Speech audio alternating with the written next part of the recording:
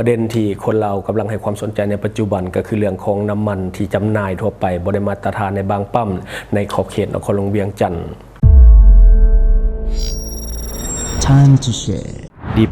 ผลิตภัณฑ์ปกป้องตับจากเครื่องดื่มแอลกอฮอล์สวัสดีท่านผู้ชมกลับมาพบกับรายการทำทูแสสำหรับหัวข้อที่เราอยากจะนำเสนอในมื้อนี้ก็คือเกี่ยวข้องกับเรื่องของประเด็นน้ำมันที่ว่าเกิดขึ้นในสังคมในปัจจุบันก็คือมันมีบางปั๊มที่ลักลอบจำหน่ายน้ำมันที่บ่ได้มาตรฐานเนาะและก็อาจจะก่อให้เกิดปัญหาทางระยะสั้นและก็ระยะยาวต่อกับผู้บริโภคภายในขอบเขตนครหลวงเวียงจันทร์เนาะข่าวนี้ถือว่าเป็นข่าวที่สังคมให้ความสนใจเนาะก็คือเรื่องของน้ำมันที่บ่ได้มาตรฐานที่กำหนดให้จำหน่ายเนาะก็คือกำลังมาแห้งหลายเนาะตอนนี้สังคมก็เข้าไปตำหนิติเตียนวิพากษ์วิจารณ์หลายสมควรสร้างความสนใจให้กับผู้บริโภคทั้งหลายเนาะก็เลยมาติดตามว่าจะมีการแก้ไขปรับเปลี่ยนแนวใดกับสิ่งที่ว่าเกิดขึ้นไปแล้วพอเป็นการเอาเปรียบลูกค้าและก็สร้างผลเสียเนาะทางระยะสั้นระยะยาวให้กับผู้บริโภคตอนนี้มีหลายปั๊มในเวียงจันทร์เนาะบ่ได้มาตรฐานเนาะซึ่งว่าข้อมูลก็มีการเปิดเผยออกมาเป็นที่อ้ำห้อยเนาะเพิ่นก็บ่ได้ปกปิดเนาะก็คือยังให้บริการมานานซึ่งว่าปั๊มที่มีน้ำมันที่บ่ได้มาตรฐานบ่แม่นปั๊มน้อยบ่แม่นปั๊มชนบทอย่างปั๊มอยู่ในเมืองปั๊มใหญ่ๆนี่แหละที่ว่าน้ำมันบ่ผ่านมาตรฐานในการจำหน่ายให้กับผู้บริโภคเนาะงานนี้ต้องชมเชยแห่งๆเนาะให้กับห้องกวดสอบคุณภาพน้ำมันเชื้อไฟทั่วประเทศเนาะอันนี้ก็ถือว่าเพิ่นเฮ็ดเวียกได้ดีหลายเนาะเฮ็ดหน้าที่ได้ดีหลายแล้วก็พร้อมที่จะเปิดเผยข้อมูลให้กับผู้บริโภคเพื่อป้องกันความเสียหายที่มันอาจจะลุกล้ำไปหลายกว่านี้เนาะเพราะว่าน้ำมันบ่มีคุณภาพนี่ถือว่าส่งผลกระทบกับเครื่องยนต์โดยกงเนาะเพราะว่าเติมเข้าไปเนาะไปเผาไหม้ในห้องเครื่องนี่ถ้าว่าน้ำมันบ่ได้มาตรฐานหรือว่ามันอ่อนกว่าหรือมันแห้งกว่าอันนี้อาจจะส่งผลเสียต่อเครื่องจักรโดยกงเนาะอย่างให้แต่ละภาคส่วนหรือว่าแต่ละหน่วยงานที่เฮ็ดเวียกเพื่อผู้บริโภคหรือว่าปกป้องสิทธิผู้บริโภคเฮ็ดแบบนี้เนาะเวลาพบข้อมูลอย่างนี้เปิดเผยเลยบ่ต้องว่าไปปกปิดสวยผู้ประกอบการที่บ่สัตย์ซื่อกับผู้บริโภคเนาะเปิดเผยแบบนี้นี่ได้ใจสังคมเนาะเฮ็ดเวียกแบบนี้จริงใจแล้วก็เปิดเผยบ่ปกปิดสวยผู้บริโภคที่กระทำขออภัยผู้จำหน่ายที่กระทำผิดเนาะอันนี้ก็จะเป็นการปกป้องผู้บริโภคที่แท้จริงอันนี้ชมเชยเนาะโดยเฉพาะหน่วยงานคุ้มครองสิทธิต่างๆที่เกี่ยวข้องกับผู้บริโภคบ่ว่าจะเป็นเครื่องอุปโภคบริโภคที่มันจำเป็นในชีวิตแม้แต่สินค้าฟุ่มเฟือยเนาะเฮ็ดจังได๋ก็ได้ที่ปกป้องสิทธิแล้วก็ถ้ากวดพ่อผู้ที่ว่าจำหน่ายสินค้าเอาเปรียบเนาะเอาเปรียบผู้บริโภคอยากให้เปิดเผยข้อมูลแบบนี้เลยลูกค้าจะได้หลีกเลี่ยงและก็ป้องกันผลเสียหายที่อาจจะเกิดขึ้นเนาะผู้บริโภคนี่มีสิทธิ์ได้รับข้อมูลอยู่แล้วเนาะเพราะว่าเป็นผู้ที่จะได้ประโยชน์และก็จะได้รับผลกระทบโดยกงถ้าว่าสินค้าบ่มีคุณภาพหรือว่าสินค้าที่เป็นอันตรายเนาะถ้าว่าบ่ได้รับข้อมูลนี่ก็จะเฮ็ดให้ผู้บริโภคนี่เกิดความสับสนและก็ยังใช้ชีวิตไปแบบปกติจนผลกระทบมันเกิดขึ้นเนาะอันนี้ก็จะบ่ดีปานใดถ้าเปิดเผยข้อมูลผู้บริโภคสามารถหลีกเลี่ยงได้อย่างแน่นอนตัวอย่างคือปั๊มที่เกิดขึ้นตอนนี้เนาะก็คือทางหน่วยงานตรวจสอบเขาจะไปตรวจสอบแล้วว่ามันบ่ผ่านเขาจะเปิดเผยข้อมูลเลยคนก็จะบ่ไปใส่น้ำมันอยู่ปั๊มนี้และก็เพิ่นมีการล็อกไว้เลยอันนี้ก็คือการป้องกันบ่ให้มีการจำหน่ายน้ำมันตัวนั้นออกไปเพราะว่ามันจะสร้างผลกระทบในเมื่อกวดหูแล้วเด็กก็ต้องล็อกไปเลยอันนี้สมเสยเนาะเฮ็ดได้ดีหลายตัวอย่างแบบนี้อยากให้เห็นไว้เลยอันนี้เป็นตัวอย่างที่ดีหลายสำหรับหลายหน่วยงานเนาะอันนี้สังคมชมเชยสุดใจเนาะถือว่าเห็นได้ดีและก็ถึกใจสังคมหลายเนาะหลายคนเข้าไปยองยอหน่วยงานนี้และเรื่องนี้จะนิ่งเงียบไปเลยนี่ก็บ่ได้เนาะเพราะว่าตอนนี้มันถือว่าสร้างผลกระทบให้กั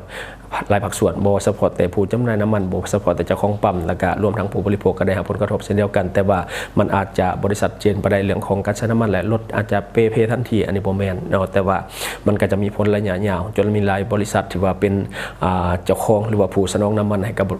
บปั๊มดังกล่าวนี่ได้ออกมาชี้แจงตัวทำอิฐก็คือบริษัทที่ชี้แจงก็คือบริษัทโลเนาะปิโตรเลียมจำกัดผู้เดียวเนาะในวันที่15พฤษภาคมปี2025ห้องกวดคุณภาพน้ำมันเคลื่อนที่เนาะกรมมาตรฐานและก็วัดแทกกระทรวงอุตสาหกรรมและการค้าได้ลงตรวจสอบปั๊มน้ำมันที่เป็นตัวแทนที่ขึ้นโลโก้ของบริษัทโลปิโตรเลียมจำกัดผู้เดียวอยู่บ้านจันทร์สว่างเมืองศรีโคตะบองนครหลวงเวียงจันทร์เราเห็นว่าน้ำมันเอสซังธรรมดาแม่นบ่ผ่านมาตรฐานแห่งชาติต่อกับเหตุการณ์ที่เกิดขึ้นทางบริษัทโลปิโตรเลียมได้ประสานกับเจ้าของปั๊มและก็ภาคส่วนที่เกี่ยวข้องเพื่อสืบหาสาเหตุที่มาของน้ำมันเนาะที่ว่ามันบ่ได้คุณภาพจำนวนดังกล่าวว่าเนาะเจ้าของปั๊มนี่ได้นำมาจากภาคส่วนใดเพื่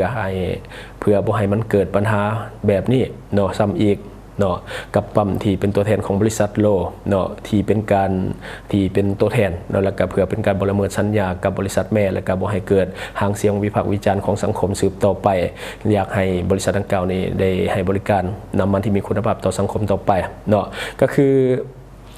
อันนี้เป็นบริษัทที่1ที่ว่าเพิ่นกวดพบว่าปั๊มน้ำมันที่เป็นตัวแทน เนาะบ่ผ่านมาตรฐานเนาะก็คือบริษัทแม่ก็ชี้แจงมาแล้วว่าจะสืบหาสาเหตุว่าปั๊มดังกล่าวนอกจากเอานำบริษัทแม่นี่ไปเอาน้ำมันอยู่ไซมาอีกในการจำหน่ายเพราะว่าถือว่าเป็นแบรนด์ของบริษัทโลเนาะและต่อมาก็คืออีกบริษัทหนึ่งเนาะบริษัทที่ขออภัยก็คือบริษัทอันโลนี่ก็ถือว่าเป็นหนึ่งใน12บริษัทเนาะเป็นหนึ่งใน12บริษัทที่ว่าได้รับอนุญาตในการนำเข้าน้ำมันเชื้อไฟที่ได้นำเข้าน้ำมันที่ได้มาตรฐานจากต่างประเทศโดยนำเข้าผ่านด่านสากลโดยมีการผ่านการตรวจสอบคุณภาพยั่งยืนจากหน่วยงานกวดการคุณภาพประจำด่านทุกครั้งก่อนนำเข้ามาจำหน่ายรับใส่สังคมเนาะท้ายสุดนี้บริษัทก็ขอขอบใจสำหรับการสนับสนุนจากสังคมตลอดมาและพวกเราจะเข้มงวดและก็เอาใจใส่กวดการบรรดาปั๊มที่เป็นตัวแทนเพื่อให้สังคมและกับประชาชนได้รับใช้สวมใช้น้ำมันที่ได้มาตรฐานแห่งชาติที่กำหนดไว้เนาะอันนี้ก็คือบริษัททำอิฐที่มีการชี้แจงเพราะว่าปั๊มที่อยู่ในแบรนด์ของตัวเองเนาะก็คือน้ำมันบ่ผ่านที่เพิ่นได้ไปตรวจสอบและเพิ่นเอาลงในโซเชียลสังคมรับรู้เนาะก็เลยว่าได้ชี้แจงมาแบบนี้และต่อมาเป็นบริษัทใหญ่ก็คือบริษัทที่2ก็คือบริษัทรัฐวิสาหกิจน้ำมันเชื้อไฟลาวเนาะอันนี้ก็คือใหญ่ที่สุดในสปป.ลาวแล้วมี1ปั๊มในแบรนด์นี้ก็มีน้ำมันที่บ่ผ่านมาตรฐานเช่นเดียวกันวันที่13พฤษภาคมปี2025พาหนะของการตรวจสอบคุณภาพน้ำมันเขื่อนเชื้อไฟโดยการที่ของกรมมาตรฐานและวัดแทกกระทรวงอุตสาหกรรมและการค้าได้ลงตรวจสอบคุณภาพน้ำมันในบรรดาปั๊มต่างๆในนครหลวงเวียงจันทร์ตามแผนตรวจการคุณภาพน้ำมันเชื้อไฟแห่งชาติประจำปี2025ผ่านการตรวจสอบพบว่าปั๊มน้ำมันที่ขึ้นโลโก้ของบริษัทรัฐวิสาหกิจน้ำมันเชื้อไฟลาวอยู่บ้านตัดมิไซเมืองไสธานีนครหลวงเวียงจันทร์น้ำมันเอสซังธรรมดาบ่ผ่านมาตรฐานแห่งชาติที่กำหนดไว้ก็คือความดันไอเกินมาตรฐานแห่งชาติและก็สากลที่กำหนดเนาะจากเสียงวิพากษ์วิจารณ์ของสังคมในสื่อออนไลน์และแหล่งข่าวหลายช่องเนาะทางหลายช่องทางเนาะต่อกับเหตุการณ์ดังกล่าวทางบริษัทรัฐวิสาหกิจน้ำมันเชื้อไฟจึงได้หิบห้อนเป็นเจ้าการสมทบกับภาคส่วนที่เกี่ยวข้องและก็เจ้าของปั๊มตัวแทนเพื่อกวดกล่าวเตือนการกระทำที่ละเมิดต่อกฎระเบียบและสัญญาบริษัทรัฐวิสาหกิจน้ำมันเชื้อไฟขอแสดงความเสียใจต่อกับสังคมและก็จะเข้มงวดกวดกาบรรดาปั๊มที่ขึ้นโลโก้ของพวกเฮาเพื่อบ่ให้ละเมิดสัญญาและระเบียบการและให้บริการน้ำมันที่มีคุณภาพแก่ประชาชนบริษัทรัฐวิสาหกิจน้ำมันเชื้อไฟลาวเป็นผู้นำเข้าน้ำมันเชื้อไฟนำสนองน้ำมันที่มีคุณภาพได้มาตรฐานแห่งชาติและสากลโดยผ่านการกวดกายั่งยืนจากแขนงการที่เกี่ยวข้องของรัฐและกวดกาคุณภาพจากห้องวิจัยที่ได้มาตรฐานของเฮาก่อนจำหน่ายน้ำมันเชื้อไฟให้แก่ลูกค้าในทั่วประเทศเนาะอันนี้ก็คือบริษัทที่2ก็คือรัฐวิสาหกิจน้ำมันเชื้อไฟเนาะก็ได้ออกมาชี้แจงเกี่ยวกับปัญหาที่เกิดขึ้นเพราะว่ามี1ปั๊มในแบรนด์ของน้ำมันเชื้อไฟนี่แหละเนาะก็คือของรัฐนี่แหละก็มีน้ำมันที่บ่ผ่านมาตรฐานเนาะเพิ่นก็ได้ออกมาชี้แจงจังซี่เนาะคือเรื่องนี้นี่ล้วนแล้วแต่สร้างผลกระทบบ่เฉพาะแต่ผู้จำหน่ายน้ำมันดอกเนาะผู้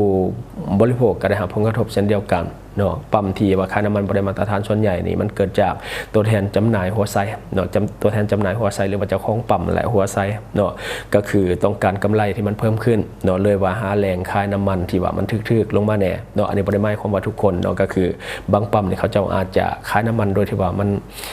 บ่ฮู้เลยว่ามันลดหรือมันเกินหรือว่ามันได้ตามมาตรฐานเนาะแต่ว่ามันก็มีบางปั๊มโดยเฉพาะตามชนบทต่างๆนี่คือเจ้าของปั๊มนี่หัวไซไปซอกแหล่งน้ำมันที่มันมีราคาถูกต้นทุนถูกในการมาจำหน่ายในปั๊มของตนเองแต่ว่าติดแบรนด์ของบริษัทใดบริษัทหนึ่งที่ว่านำเข้าน้ำมันที่ได้มาตรฐานเนาะแต่ว่าไปหลักเอาอยู่ทั้งนอกเข้ามาเติมในปั๊มของตนเองเนาะก็เลยว่าได้กำไรดีเนาะน้ำมันส่วนใหญ่นี่เป็นแบบนั้นเลยคันบ่ผิดกฎหมายก็คือมันบ่ได้มาตรฐานมันต่ำกว่ามาตรฐานคือความเค็มความแห้งความอันนี้มันก็อาจจะบ่ได้มาตรฐานสากลแบบนี้นะก็เลยว่าเฮ็ดให้ตัวเองได้มาในราคาที่มันถูกเนาะแล้วก็ได้กำไรงามเนาะหรือบอกก็ลักมาจากรถหรือว่าลักมาจากบ่อนอื่นมาขายไว้สินะคือพวกรถจกรถดำรถยังที่ว่าเขาเฮ็ดตามบริษัทต่างๆเนี่ยเขามักลักมาขายอันนี้ก็อีกเป็นสาเหตุหนึ่งเฮ็ดให้ได้มาตรฐานเฮ็ดให้น้ำมันบ่ได้มาตรฐานเนาะคือบางทีมันก็มาจากโรงกลั่นเนาะโรงกลั่นน้ำมันที่มันบ่ได้มาตรฐานสากลของหับเนาะคือบางทีนี่ก็โรงน้อยว่าสิบางทีก็ตามมันบ่พันบริษัทใหญ่นะที่บ่แม่นโรงกลั่นใหญ่ๆที่มันบ่ได้มาตรฐานนะเนาะลักษณะจะเป็นแบบนั้นต้นทุนมันจะถูกแต่ว่าน้ำมันก็บ่ค่อยบริสุทธิ์ปานใดเนาะซึ่งว่ามันสร้างผลกระทบให้กับผู้บริโภคเต็มๆ เวลาเติมน้ำมันบ่ได้คุณภาพน้ำมันที่มาจากแหล่งที่บ่ดีปานใดบ่สะอาดปานใดบางทีก็เฮ็ดให้เครื่องยนต์ของรถมีปัญหาเนาะการที่ห้องกวดสอบคุณภาพน้ำมันเชื้อไฟทั่วประเทศนี่เขาจะลงกวดแล้วก็เปิดเผยข้อมูลแนวนี้ถือว่าดีเนาะสร้างผลกระทบให้กับปั๊มจริงแต่ว่ามันก็เป็นการปกป้องผู้บริโภคได้ดีสมควรเนาะก็คือไปหัวปั๊มนี่ขายน้ำมันที่บ่ได้คุณภาพก็ปิดไว้เลยเนาะแล้วก็เปิดเผยข้อมูลให้สังคมได้รับรู้นำพร้อมอันนี้ก็เป็นการปกป้องผู้บริโภคที่มีประสิทธิภาพหลายเนาะถ้าปั๊มบ่มีความผิดเนี่ยมันจะบ่มีปัญหาหยังเลยเนาะเพราะว่าแต่ละปั๊มเขาก็ไปกวดเนาะไปกวดแล้วเขาก็ถ่ายลงคือกันหมดทุกปั๊มที่ว่าเขาจะไปกวดมันก็บ่มีปัญหาหยังเขาก็สมเสยเนาะปั๊มขายน้ำมันได้มาตรฐานลูกค้าก็จะเชื่อมั่นหลายขึ้นอีกแต่ว่ากงกันข้ามกับปั๊มที่กระทำผิดเนาะตัวนี้ก็เขาก็เอาลงคือกันเนาะก็สร้างผลกระทบก็จะเป็นละเจ้าเฮ็ดผิดเนาะถ้าในต่างประเทศเนาะผู้บริโภคอาจจะมีการแจ้งความเอาผิดหรือว่าเนาะเรียกร้องค่าเสียหายต่างๆที่มันอาจจะเกิดขึ้นเนาะทั้งระยะสั้นและระยะยาวเนาะเพราะว่าเขานี่ให้ความสำคัญกับผู้บริโภคหลายในต่างประเทศแต่ว่าบ้านเฮานี่ก็แล้วก็แล้วไปเนาะน้ำมันที่บ่ผ่านมาตรฐานสร้างความเสียหายให้กับเครื่องยนต์รถโดยกงอันนี้ไผก็ฮู้นำกันอยู่แล้วน้ำมันที่บ่ได้มาตรฐานเนาะสังเกตเบิ่งเครื่องจักรอาจจะอาจจะดับหรือว่าอาจจะเฮ็ดเวียกผิดปกติแล้วก็ส่งผลเสียในระยะยาวมันอาจจะบ่ได้เพทันทีแต่ว่าระยะยาวมันก็บ่แน่เนาะรถซุมื้อนี้ยิ่งราคาแพงเนาะเดี๋ยวนี้รถกระบะพวกรีโวยังก็ตื้อไปหมดแล้วเนาะมันแพงซะนั่นเนาะถ้าว่าไปเติมน้ำมันบ่ได้มาตรฐานแหละรถเพขึ้นมานี่มันจะยุ่งมันจะยากเนาะสังเกตลักษณะของน้ำมันที่ว่าบ่ได้มาตรฐานถ้าว่าเฮาเคยเติมน้ำมันแต่อยู่ปั๊มใหญ่ๆเติมแต่อยู่ปั๊มใหญ่ๆแต่ว่ามื้อนึงเฮาไปเขตนอกหรือว่าไปปั๊มที่มันแบบธรรมดาแบบแถวชนบทแถวอย่างนี้เฮาเติมปุ๊บนี่สังเกตเลยรถเฮานี่มันแล่นบ่ค่อยออกไปได้เนาะความแรงของรถนี่มันก็จะลดลงแล้วมันก็จะเป็นหน่วงๆเวลาเฮาขับรถเหมือนกับว่าความแรงของรถนี่มันลดลงเนาะอันนี้ก็คือผลกระทบที่ว่ามันเกิดขึ้นกับรถเฮาเนาะเวลาเฮาเติมน้ำมันที่ว่ามันบ่ได้มาตรฐานออกตัวกระซ่าขับแล้วก็อืดเหมือนกับว่าความแรงนี่มันลดลงบางทีบึ้นโน่นยังก็บ่อยากขึ้นทั้งที่เฮาก็เติมน้ำมันปกติเนาะน้ำมันจากปั๊มใหญ่ที่ได้มาตรฐานกับน้ำมันปั๊มน้อยนี่แตกต่างกันแต่ว่ากรณีที่คนพบในนครหลวงเวียงจันทร์นี่ก็คือกวดพบในนครหลวงเวียงจันทร์ก็คือปั๊มใหญ่ทั้งนั้นเลยที่ว่าขายน้ำมันบ่ได้มาตรฐานเนาะคันว่าหายแห้งสุดการเติมน้ำมันที่บ่ได้มาตรฐานนี่เครื่องดับเครื่องนอกแบบนี้เสียเงินหลายได้ไปผ่าจักอีกเนาะจากเหตุการณ์นี้เราจะได้กระทำข้อสมเสยของตรวจสอบคุณภาพน้ำมันเชื้อไฟทั่วประเทศเนาะเฮ็ดเวียกได้ดีหลายเนาะอันนี้สมเสยเนาะสมเสยแท้ๆเนาะเฮ็ดเวียกได้ดีหลายเนาะต่อไปอยากให้หน่วยงานอื่นๆเนาะที่ว่าตรวจสอบพวกตาสั่งพวกสิ่งอย่างตามตลาดต่างๆอยากให้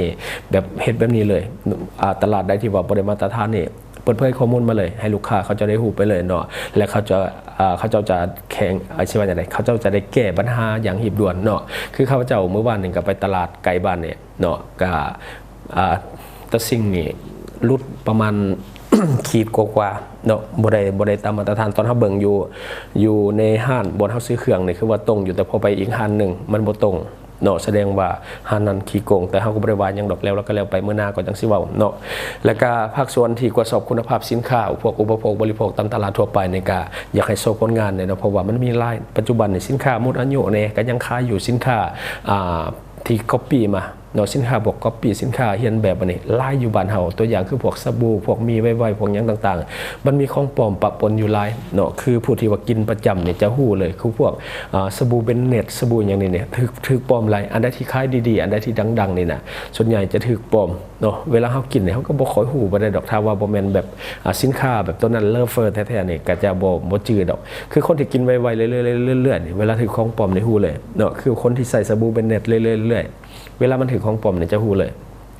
กินมันก็จะต่างเนาะเรื่องของเท็กเจอร์อย่างต่างๆเวลาเขาใส่ในสรรพคุณก็ต่างกันเนาะอยากให้หน่วยงานที่เห็นเวียกเกี่ยวกับตัวนี้ในตรวจสอบเข้มงวดหลายๆเนาะเพราะว่านี่เป็นการปกป้องสิทธิผู้บริโภคเนาะและทั้งหมดก็คือสิ่งที่เราอยากจะนำเสนอในวันนี้หวังว่าท่านจะได้รับสาระดีๆเนาะสำหรับท่านที่ว่าเบิ่งรายการเราอยู่คิดเห็นจะได้กับสิ่งที่ว่านำเสนอไปก็อย่าลืมฝากไว้ภายใต้คอมเมนต์ของเราและข้าพเจ้าจะเข้าไปอ่านด้วยตนเองและก็ขอฝากเนาะสำหรับท่านใดที่ว่ามีเรื่องของความเสี่ยงในการดื่มแอลกอฮอล์เป็นประจำเนาะที่จะเป็นพยาธิตับแข็งเนาะอย่าลืมปกป้องตับของท่านด้วยผลิตภัณฑ์ดีพลัสของเราคือตัวนี้มันจะช่วยในการฟื้นฟูเซลล์ตับและก็เฮ็ดให้ตับแข็งแรงและก็สามารถที่จะรับมือกับฤทธิ์แอลกอฮอล์ได้ดีเนาะคันว่าตับเรารับมือกับฤทธิ์แอลกอฮอล์บ่ บ่ได้ดีปานใดนี่ก็จะเห็นให้เซลล์ตับมันตายหลังจากนั้นตับมันก็จะกระดันที่เฮาเอิ้นกันว่าเป็นพยาธิตับแข็งเนาะก็คือเซลล์ตับมันตายแต่ถ้าว่าเฮาปกป้องไว้ก่อนเซลล์ตับมันแข็งแรงมันก็จะสู้กับฤทธิ์แอลกอฮอล์ได้ดีถ้าเฮากินกลางคืนแล้วตื่นเช้ามาเมาค้างแปลว่าตับเฮานี่กำจัดฤทธิ์แอลกอฮอล์ได้บ่หมดเนาะหมายความว่าตับเฮ็ดเวียกหนักเกินไปเฮาจึงมีอาการเมาค้างแต่ถ้าว่าตับเฮาดีตื่นเช้ามาเฮาบ่มีอาการเมาค้างเลยเพราะว่ามันมีการทำลายฤทธิ์แอลกอฮอล์ออกจากกระแสเลือดของเฮาได้ทั้งหมดเนาะฉะนั้นเนาะท่านใดที่ว่ากำลังมีพฤติกรรมเสี่ยงอย่าลืมกินตัวนี้ใส่ช่วยแก้อาการเมาค้างได้ดีอีกด้วยแล้วก็ข้อฝากเนาะสำหรับคนเราในปัจจุบันเงินกีบเฮานี่ยังอ่อนค่าอยู่อยากให้ทุกคนช่วยกันพยุงค่าเงินกีบให้กลับมาแข็งค่าดังเดิมแล้วก็อย่าลืมส่งเสริมสินค้าที่เป็นของคนลาวที่ผลิตภายในลาวเพื่อลดพรการนำเข้าสินค้าที่บ่จำเป็นจากต่างประเทศและสำหรับท่านที่เบิ่งรายการเฮาอยู่ถ้าคิดว่ารายการของเฮามีสาระหรือว่ามีประโยชน์อยากส่งเสริมอยากซัพพอร์ตอยากจะให้กำลังใจทีมงานของพวกเฮาก็อย่าลืมกดติดตามช่องเพราะว่าการกดติดตามช่องถือเป็นช่องทางเดียวแท้ๆที่จะเฮ็ดให้ทีมงานของเฮามีรายได้และก็มีกำลังใจในการผลิตคอนเทนต์ดีๆแบบนี้ให้ท่านได้ชมเรื่อยๆอย่าลืมให้กำลังใจทีมงานของพวกเฮาโดยการกดติดตามช่องขอขอบใจสนใจโฆษณาประชาสัมพันธ์ธุรกิจและผลิตภัณฑ์ของท่านผ่านรายการของเฮาสนใจติดต่อตามข้อมูลที่ขึ้นหน้าจอในปัจจุบันได้เลย